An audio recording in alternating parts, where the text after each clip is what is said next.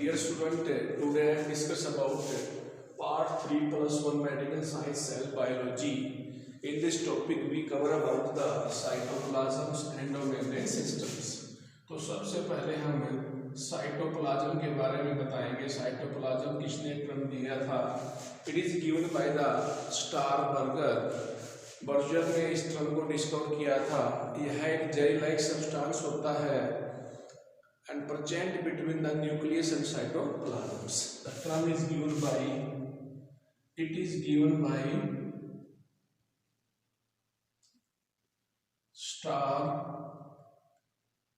स्टारबर्गर ने इस टर्म को दिया था। ये कहाँ पाया जाता है? It is present between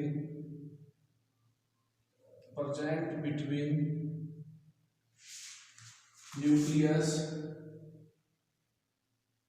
and cytoplasm, nucleus and cell membrane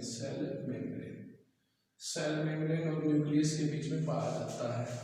यह जेली लाइक सब्सटेंस होता है, लिक्विड होता है, जेली लाइक सब्सटेंस होता है।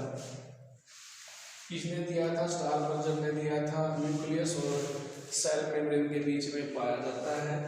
साइटोप्लाज्म को आगे हमने क्लासिफाई कर दिया।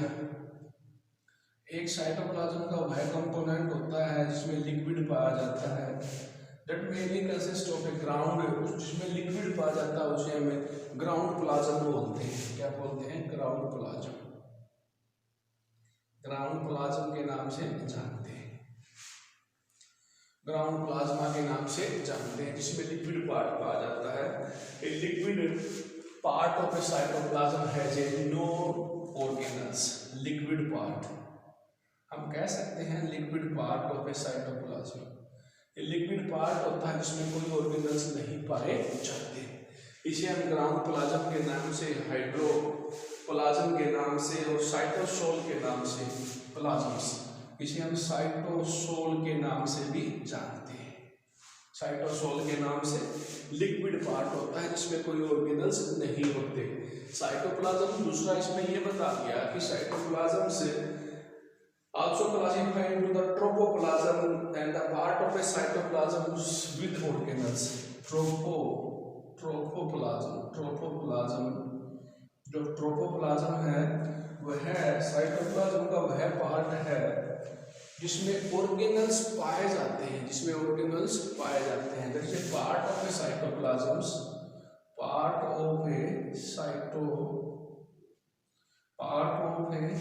cytoplasms contain organelles, जिसमें ऑर्गेनल्स पाए जाते हैं।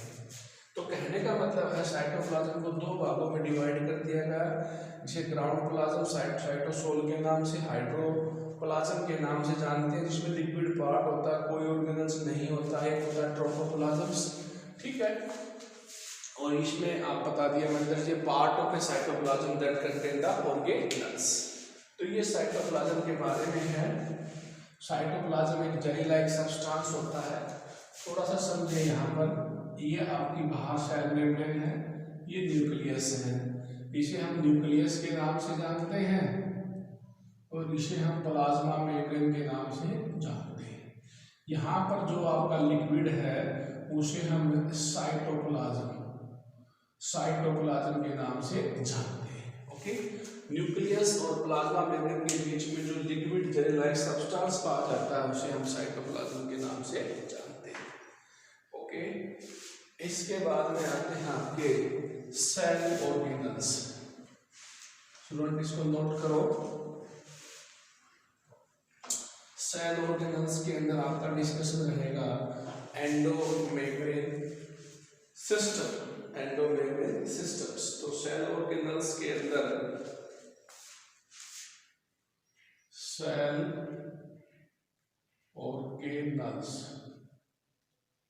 सेल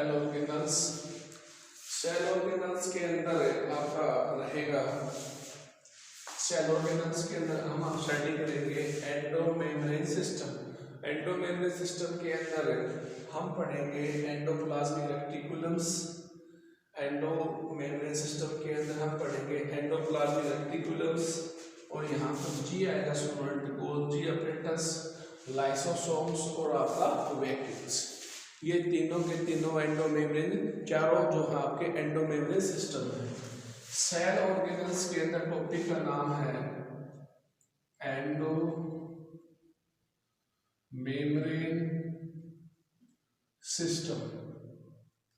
एंडोमेम्ब्रेन सिस्टम में 4 ऑर्गेनल्स आते हैं, उनका नाम मैंने आपको बता दिया। एंडोप्लाज्मिक रेटिकुलम्स, गोल्जी बॉडी, वैसे आपका ये वैक्यूल्स और आपका आता है लाइसोसोम्स। इसे एंडोमेम्ब्रेन सिस्टम क्यों कहते हैं, इस बात को समझें आप, क्योंकि ये जो ऑर्गेनल्स हैं इनके फंक्शन जो है एक दूसरे पर डिपेंडेंट है, एक दूसरे के साथ कोऑर्डिनेट मैनर में चलते हैं, इसीलिए इनको हम एंडोमेम्ब्रेन सिस्टम के नाम से जानते हैं। तो फंक्शन कनेक्टेड है यहाँ पर। The organelles whose function are the coordinated each other, यानी कि जिनके फंक्शन जो हैं एक दूसरे के साथ कोऑर्डिनेटेड हैं तो बनाते हैं एंडोमेम्ब्रेन सिस्टम्स। ठीक है, तो हम यहाँ पर लिख सकते हैं अकॉर्डिंग टू पीडीएफ फाइल से, the organelles have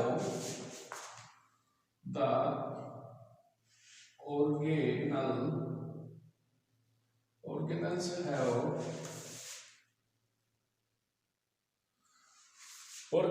have a function are coordinated. Function जो होंगे एक दूसरे के जुड़े हुए होते हैं। Organelles whose function are coordinated, organelles whose function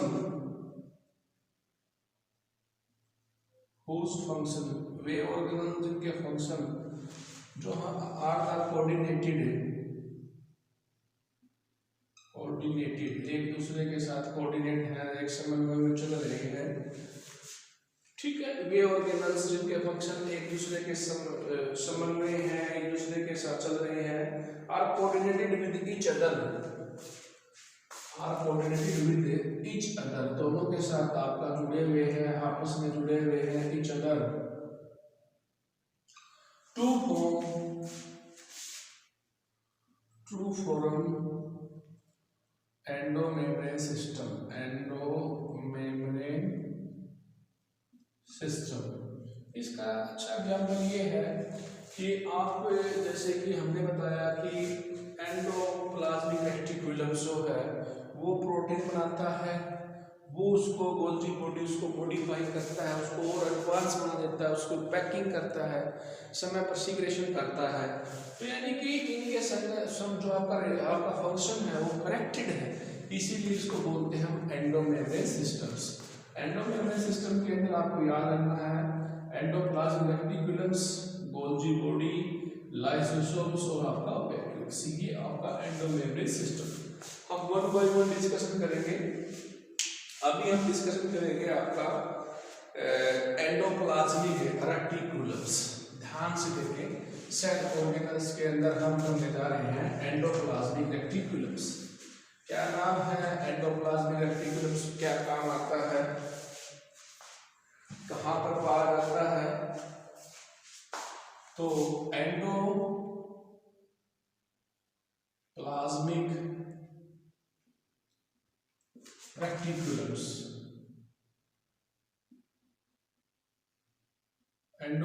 reticulums हमारा एक ऑर्गेनल्स है।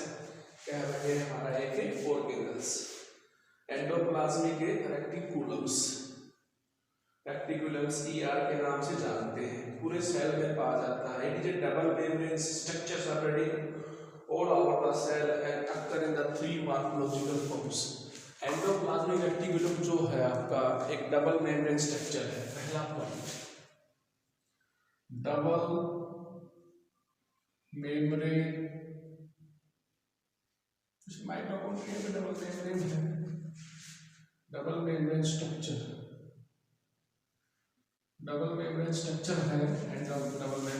स्ट्रक्चर ये पूरी सेल के अंदर पाया जाता है, separating into the cells and present in the 3 morphological forms. जो 3 मॉर्फोलॉजिकल फॉर्म है, 3 मॉर्फोलॉजिकल फॉर्म्स, 3 मॉर्फोलॉजिकल फॉर्म में पाया जाता है। Point to be noted student, cisternae, vesicles और ट्यूबल्स 3 फॉर्म में पाया जाता है। एंडोप्लाज्मिक रेटिकुलम सेल के अंदर मिलेगा, सेल साइटोप्लाज्म में मिलेगा और वो 3 भागों में क्लासिफाई हो जाता है। सिस्टर्नी, वेसिकल्स और ट्यूबल्स। ओके, इसको हम दूसरे तरीके से और भी लिख सकते हैं। ये आपका मेम्ब्रेन स्ट्रक्चर है प्रेजेंट नियर द न्यूक्लियस, हम कह सकते हैं डबल मेम्ब्रेन स्ट्रक्चर है, लिख सकते हैं यहाँ पर present near the nucleus, near the nucleus, ये न्यूक्लियस के पास पाया जाता है। ठीक है, सेल के अंदर चारों तरफ फैला हुआ होता है, 3 मॉर्फोलॉजिकल फॉर्म में पाया जाता है। वो कौन सी 3 मॉर्फोलॉजिकल फॉर्म है? सिस्टर्नी, आप कह सकते हो सिस्टर्नी, और आप यहां पर कह सकते हो vesicles, sicles, tubules, tubules. Tubules नाम से इंडिकेट होता है, ट्यूब लाइक स्ट्रक्चर है। वेसिकल्स हो गया हमारा, ट्यूबल्स हो गया, cisternae, vesicles, tubules. Okay, in the muscle cell and they are also known as endoplasmic reticulums, sarcoplasmic reticulums। Muscle cell के अंदर इसे हम sarcoplasmic reticulum के नाम से भी जानते हैं। यदि मसल सेल की बात हो तो एंडोप्लाज्मिक रेटिकुलम को हम इसका नाम sarcoplasmic reticulum के नाम से भी जानते हैं। ठीक है, मैंने यहाँ पर बता दिया इनकी जो शेप होती है ट्यूबल्स की और आपकी सिस्टम की, वो देखिए इसी प्रकार की ट्यूब होती है, आपस में इंटरकनेक्टेड होती है, ये सिस्टम नहीं है आपकी। ठीक है, हम यहाँ पर ट्यूबल्स तो ट्यूब लाइक स्ट्रक्चर हो जाती है, और ऐसा ही आपका शेप है ट्यूबल्स और आपका है ये वेसिकल्स। ठीक है, तो ये मैंने आपको बता दिया ट्यूबल्स, सिस्टर्नी और वेसिकल्स। ओके, अब मैं यहाँ पर आपको ये बताना चाहता हूँ कि एंडोप्लाज्मिक रेटिकुलम्स को हमने 2 भागों में डिवाइड कर रखा है। 3 मॉर्फोलॉजिकल फॉर्म में पाया जाता है सेल के अंदर, 2 भागों में क्लासिफाई किया गया है, रफ एंडोप्लाज्मिक रेटिकुलम्स और दूसरा है स्मूथ एंडोप्लाज्मिक रेटिकुलम्स। रफ के अंदर राइबोसोम्स पाए जाते हैं, राइबोसोम प्रेजेंट होते हैं, राइबोसोम्स क्या होते हैं? प्रेजेंट। इसमें जो होते हैं राइबोसोम जो है आपके वो एब्सेंट होते हैं। दूसरा यदि हम पॉइंट बताएं तो ये प्रोटीन बनाने के काम आता है, और जो सबूत बताएं तो ये लिपिड बनाने के काम आता है, लिपिड बनाने के काम आता है। तीसरा, कौन सा आपका सिस्टर्नी का बना होता है, कौन सा आपका वेसिकल का या ट्यूबल्स का बना होता है? तो rough endoplasmic mainly composed of a cisternae, mainly composed इसमें mainly composed of a cisternae, ये सिस्टर्नी का बना होता है, और ये किसका बना होता है? Mainly composed of A tubules, ये ट्यूबल्स का बना होता है, ट्यूबल्स का बना होता है, एक सिस्टर्नी का बना होता है, एक ट्यूबल्स का बना होता है।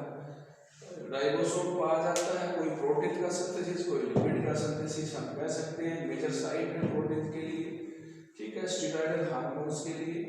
इसके बाद में आ जाते हैं फंक्शन ऑफ एंडोप्लाज्मिक रेटिकुलम्स। ध्यान से देखिए, ये नोट कर लीजिए student, according to PDF file है उसमें से स्टडी करें, बहुत अच्छा रहेगा, आप समझे। यहाँ पर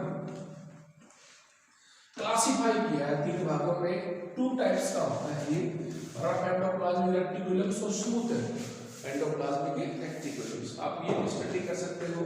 endoplasmic reticulum is a double cell membrane structure and separating all the outer cells and occur in the 3 morphological forms, cisternae, tubules और vesicles। ओके, इसके बाद में हमने यहाँ पर ये बताया कि ये न्यूक्लियस के पास पाया जाता है, 3 मॉर्फोलॉजिकल फॉर्म में होता है। ठीक है, 2 टाइप का होता है, रफ और स्मूथ। अब इसकी बात कर रहे हैं हम एंडोमेम्ब्रेन सिस्टम के अंदर फंक्शन ऑफ एंडोप्लाज्मिक रेटिकुलम। पहला फंक्शन तो आपको पता लग गया, सिंथेसिस ऑफ ए, कोई तो लिपिड बनाता है, कोई प्रोटीन बनाता है, तो ये फंक्शन तो कॉमन ही है, synthesis of A lipid and protein, lipid बनाने के लिए, प्रोटीन बनाने के लिए। ठीक है, हम ये कह सकते हैं लिपिड और प्रोटीन बनाने के लिए इसका प्रयोग होता है। दूसरा, आप ये समझे कि ये सेल को सपोर्ट देता है, मैकेनिकल सपोर्ट।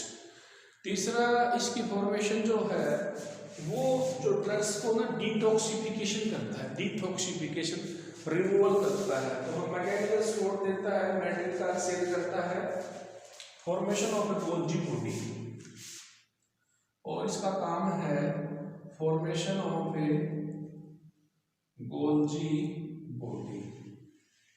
गोल्जी बॉडी बनाने का काम आता है। सेल को मैकेनिकल सपोर्ट, मैकेनिकल सपोर्ट देता है, मैकेनिकल सपोर्ट प्रदान करता है, support give the mechanical support to the cell, support to the cell, mechanical support to the cell, cell को मैकेनिकल सपोर्ट प्रदान करता है। ओके, मैकेनिकल सपोर्ट देता है। डिटॉक्सिफिकेशन, डिटॉक्सिफाई करता है, ड्रग्स जो होती है उसको डिटॉक्सिफाई करता है। Help in the detoxification of drugs, medicine, steroids. ठीक है, यानी कि ड्रग्स को detoxification, help in the detoxification of certain drugs. Steroid भी ड्रग्स ही होते हैं और हार्मोन्स भी ड्रग्स होती है, सारे के सारे केमिकल सब्सटेंस है, उनको डिटॉक्सिफिकेशन करता है। तो ये नोट कर लीजिए, ड्रग्स, ड्रग्स का मतलब दवाई है। स्टेरॉइड हार्मोन होते हैं, वो भी दवाई होती है, और हार्मोन्स ये भी मेडिसिन होती है। ठीक है, हार्मोन्स इनको डिटॉक्सिफिकेशन के काम आता है। ठीक है, बाहर निकालता है डिटॉक्सिफाई करके। तो अगला है ये exchange of materials, intracellular exchange of materials. Cell के अंदर क्या exchange of materials, intracellular exchange of materials के काम आता है endoplasmic reticulums. Lipid synthesis, protein synthesis, cell Golgi body बनाने के लिए हम कह सकते हैं, एक्सचेंज ऑफ मटेरियल्स के लिए, डिटॉक्सिफिकेशन ऑफ सम ड्रग्स के लिए मैकेनिकल सपोर्ट देता है। ओके, तो ये हमने स्टडी कर लिया एंडोप्लाज्मिक रेटिकुलम्स। इसके बाद में हम स्टडी करेंगे गोल्जी अपरेटस। गोल्जी अपरेटस क्या है, क्या काम आता है? गोल्जी अपरेटस की डिस्कवरी किसने की थी, कैसे अरेंज है, सिस्टम भी पाई जाती है इसमें भी। ओके, तो गोल्जी बॉडी के क्या क्या नाम है वो हम नेक्स्ट लेक्चर में करेंगे। आज हम पढ़ रहे हैं सिर्फ साइटोप्लाज्म और एंडोप्लाज्मिक रेटिकुलम्स। तो dear student, you must drive a diagram. आपको प्लांट सेल का डायग्राम्स कंप्लीट आना चाहिए एनसीईआरटी से।